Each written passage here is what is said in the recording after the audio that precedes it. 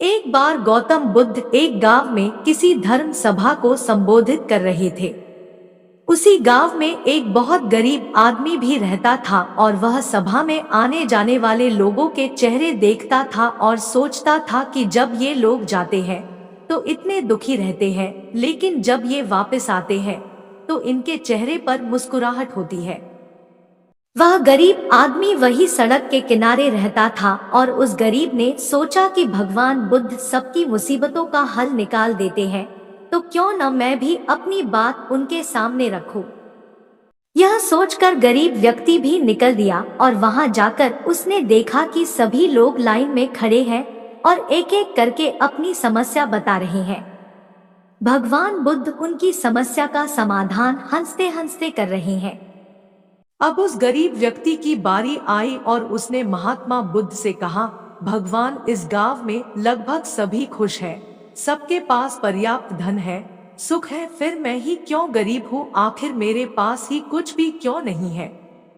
इस पर भगवान बुद्ध ने मुस्कुराते हुए कहा, तुम गरीब इसलिए हो क्योंकि तुम किसी को कुछ देते नहीं हो। इस बात पर गरीब को बहुत आश्चर्य हुआ और भगवान से बोला, हे भगवान, मेरे पास देने के लिए कुछ भी नहीं है, फिर मैं कैसे किसी को कुछ दे सकता हूँ, मेरा तो खुद का गुजारा ही नहीं होता, फिर मैं किसी को भला क्या दे सकता हूँ।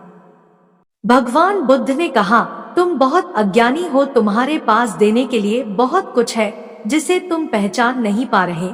तुम्हारे पास देने के लिए मुस्कुराहट है जिसे तुम लोगों को देकर खुश कर सकते हो। तुम्हारे पास मुंह है, तुम मुंह से दो मीठे शब्द बोल सकते हो। भगवान ने तुम्हें हाथ पैर दिए हैं जिससे तुम लोगों की मदद कर सकते हो। ईश्वर ने जिसे ये चीजें दी है वह इंसान कभी गरीब नहीं हो सकता। गरीब होना तो सिर्फ तुम्हारा एक भ्रम है, इसे निकाल दो, यह सिर्फ तुम्हारी कल्पना है। इंसान जैसा सोचता है वैसा ही बन जाता है, इसलिए तुम भी ऐसे ही बन गए हो।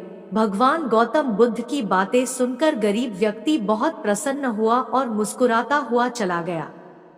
इस कहानी से आपको भी शिक्षा मिलती है कि इंसान का दुखी होना, गरीब होना एक भ्रम होता है, ना कि वास्तविकता। दरअसल आप जैसा सोचते हैं आप वैसे ही बन जाते हैं।